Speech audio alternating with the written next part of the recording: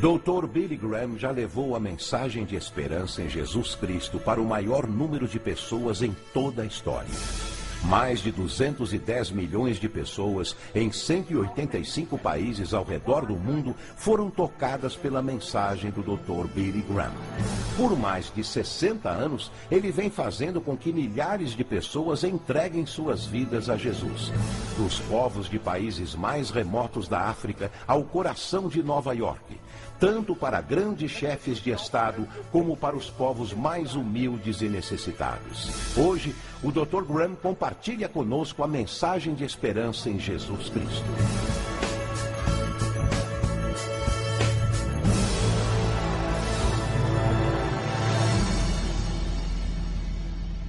Na Bíblia há um relato que desejo compartilhar. O relato que menciono fala de um jovem muito rico que veio até Jesus. Jesus saía a ensinar e pregar com seus 12 discípulos, e o homem se aproximou apressado e disse: "O que devo fazer para alcançar a vida eterna?" Não no sentido de ser imortal no paraíso, ele se referia à vida atual, mas também à vida eterna. E é isso que muitos se perguntam. Existe uma música que diz: "Estou parado em uma encruzilhada e não deixo de pensar qual ponte devo cruzar e por qual não devo passar." E assim vocês se sentem. Chegaram a uma encruzilhada. Tem que decidir qual caminho tomar. Jesus disse: há dois caminhos na vida. Um caminho estreito, que nos leva à vida eterna, e o outro caminho largo, que nos leva à perdição. E disse: a grande maioria toma o caminho largo. E no final são julgados e acabam no inferno. Talvez por isso tenham vindo a esta reunião, não só pela música, nem só pelos seus amigos, nem para escutar a mim ou outra pessoa. Vieram porque no profundo do seu ser há um lugar vazio que nem sequer entendem. Não estão seguros do propósito de suas vidas. Não sabem com quem se casar, nem qual tipo de moça ou rapaz desejam. Tudo isso está no futuro. O homem que veio a Jesus era jovem, quase adolescente, e como vocês, desejava compreender seu destino, o significado e o propósito da sua vida. Sabia como lidar com os outros, e em vez de perguntar, já que era rico, em vez de perguntar quanto custava, ele se perguntou se precisava ou desejava. A Bíblia diz que ele estava procurando. Apesar de sua juventude e fortuna, ele buscava algo que nunca encontrava. E como muitos de vocês, é algo que não entendem muito bem, mas que lhes falta em sua vida. Sentem um vazio e não estão seguros sobre o que fazer a respeito. Talvez venham de um lar cristão, ou talvez de um lugar não cristão. Talvez vão à igreja, ou talvez não, mas no fundo de vocês existe algo que ainda não puderam encontrar e que desejam, embora não saibam o que é. Este jovem estava buscando a vida eterna, não somente uma existência, mas sim uma vida. O que os seus amigos estão procurando? Eles sabem o que estão à procura? Vocês buscam algo. Talvez você tenha um carro. Tudo vá bem nos estudos, num colégio, numa universidade. Tenha um namorado ou namorada. Mas no fundo da alma se perguntam se não existe outra coisa que ainda não encontraram. Este jovem buscava o seu propósito. Qual propósito tem minha vida? E quanto a você, qual o seu propósito? Muitos dos que nos escutam se sentem sozinhos, ou talvez desorientados ou ansiosos. Não sabem qual a causa e não sabem como mudar isso. Vocês vieram ao lugar certo, a um lugar onde aprenderão sobre Jesus, e Jesus os guiará pelo caminho correto. Existe como um vazio, um abatimento, como uma culpa. E já não adiantam as drogas nem as diversões para esconder os problemas. O mundo oferece uma ideologia que os salve. Escutaram na televisão que podem te ajudar. Mas nada aconteceu. É que você foi ao lugar errado. É preciso entregar-se a Jesus. Jesus veio, viveu e fez muitos milagres. Mas esse não era o seu principal propósito. Ajudou os pobres, também curou aleijados, doentes e ressuscitou os mortos. Mas esse não era o seu propósito. Seu propósito era ir para a cruz e morrer na cruz. Muitos de vocês são católicos, outros são evangélicos, outros não são de nenhuma religião, mas já viram imagens da cruz. Já viram crucifixos. E foi nesse lugar onde Jesus foi crucificado por vocês. Tomou os seus pecados e os meus. E a Bíblia diz, todos temos pecado.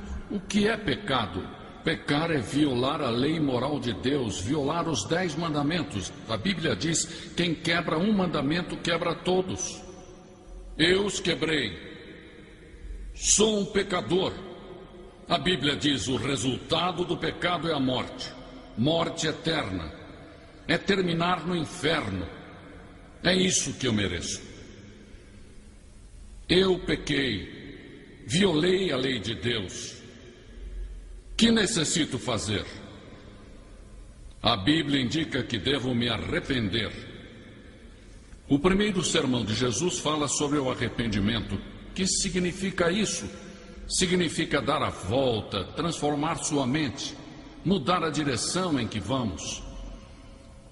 E ele disse, se você vier à minha cruz, pela fé, eu perdoarei todos os seus pecados. Eu te justificarei como se nunca houvesse pecado. Tudo fica apagado no seu passado. Já não se falará mais no assunto. Nem sequer Deus se lembrará dos seus pecados. Já imaginou? É o que a Bíblia diz. Deus não pode se lembrar de suas faltas e pecados.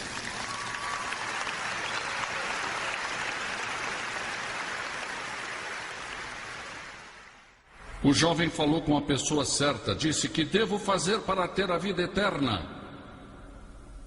Foi até a pessoa que entende os problemas, as dificuldades e tentações que enfrentamos, entende nossa dor, alegria, fracassos, dificuldades.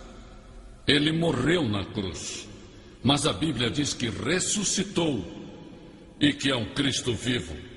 Esta noite ele vence o pecado, o inferno e a morte. Veio com urgência a Jesus, correu até Jesus.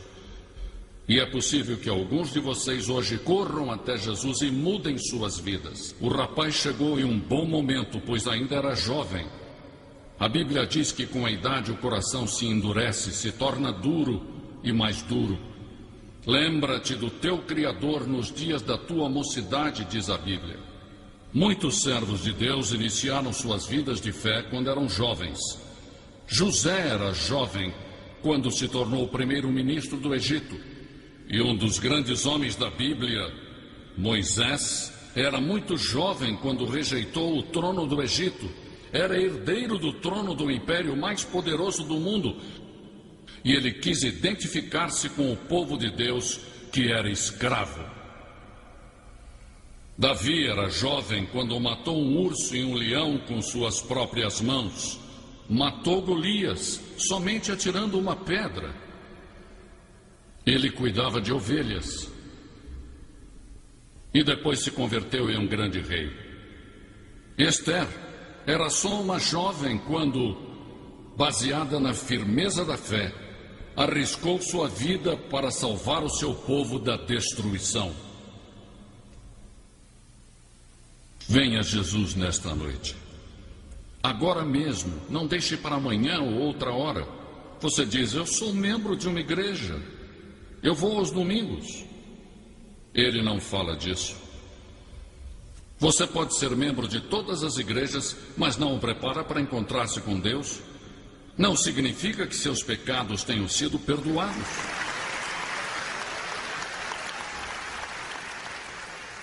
Jesus ensinou que ser membro de uma organização ou ainda de uma igreja não é a solução. A solução é Cristo em sua cruz e ressuscitado dentre os mortos.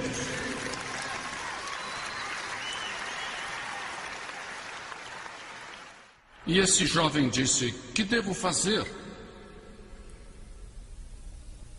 Ele buscava a vida eterna e disse, que devo fazer? Mas cometeu um erro ao pensar que poderia trabalhar para consegui-la. Não se pode trabalhar por ela. Deus a dá a você. Por fé, pela graça, Ele a dá, não a merecemos. Graça é um favor não merecido, é algo que não se ganha nem se merece. Deus oferece a sua graça esta noite, oferece o seu perdão. Jesus disse, pare e pense. Jesus disse, mas há um preço. Ele disse, há um custo. Se você quer vir a mim, deve abandonar todas as suas posses e dar tudo o que não necessite para os pobres. Depois venha e siga-me. É que Deus te ama. Cristo te ama. Inclusive, morrendo ali na cruz, teve a capacidade de pensar em você centenas de anos no futuro. Ele viu quando você ia nascer. Ele viu toda a sua vida e disse, não importa o que Rosa, Maria ou Paulo façam, eu os amarei. Por isso ele se deixou crucificar, porque ele ama você.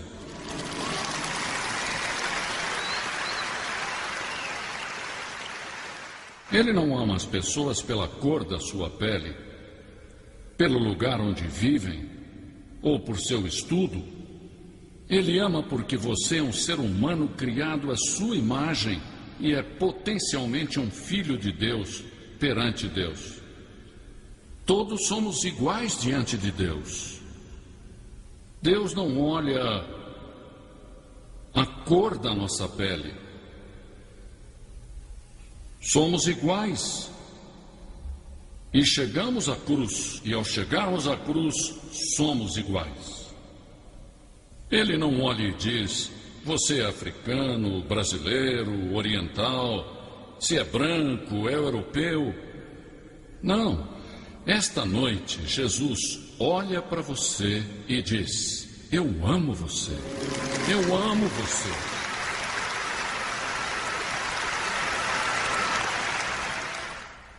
Alguma vez você realmente abriu seu coração para Jesus? 100% ou faltou uma parte? Não sabe o que fazer? Se sente em uma encruzilhada? Em um livro sobre a geração X, o autor fala de paralisia por opção. É a tendência de não tomar uma decisão quando temos muitas opções. Há tantas opções que não tomamos decisão. Mas você tem que escolher. Esta noite, se você for embora daqui sem Cristo, talvez jamais apareça outra oportunidade como esta. A Bíblia diz, agora é o tempo de aceitar. Hoje é o dia da salvação. Você dirá, o que eu devo fazer? Arrependa-se de seus pecados. Você deve se arrepender e não pode fazer sozinho. Você não pode mudar sua vida por vontade própria. Isso é impossível. Se você tentar, irá falhar. Mas Deus vai ajudá-lo. Essa é a maravilha do arrependimento. Você deve decidir se aceita o presente da vida eterna ou não. Se irá repetir o erro do jovem rico que não seguiu a Jesus e foi embora com tristeza. Ninguém jamais deu as costas para Jesus com alegria. Devemos nos preparar para ir perante Deus. A Bíblia diz: prepare-se para ir ao encontro do teu Deus. Você está preparado? Tem certeza de que é assim? Jesus ama você. Ele morreu por você e ressuscitou. Agora você deve vir, arrepender-se e colocar sua fé nele. Neste momento, vou pedir que faça algo que mudará sua vida e lhe dará uma esperança que agora não tem. Levante-se e venha agora. Talvez nunca mais tenha outro momento como este. Lembre-se que, seja você quem for, Deus ama você. Jesus está chamando você. E se confessarmos com nossa boca que Jesus é o Senhor e crermos em nossos corações que Deus o levantou dos mortos, seremos salvos. Mas a todos que o receberam, deu-lhes a graça de serem feitos filhos de Deus. A saber, a todos os que creem em seu nome. Tudo é questão de crer. A palavra crer implica compromisso. Você compromete sua vida a Cristo? Então venha. Por que eu peço que você faça isso em público? Porque Jesus foi crucificado em público por nós. E ele disse que se não estivermos dispostos a confessá-lo diante dos homens, ele não nos confessará diante do Pai que está no céu. Você está assumindo um compromisso publicamente e dizendo: Senhor, quero conhecê-lo com toda certeza. Levante-se e venha.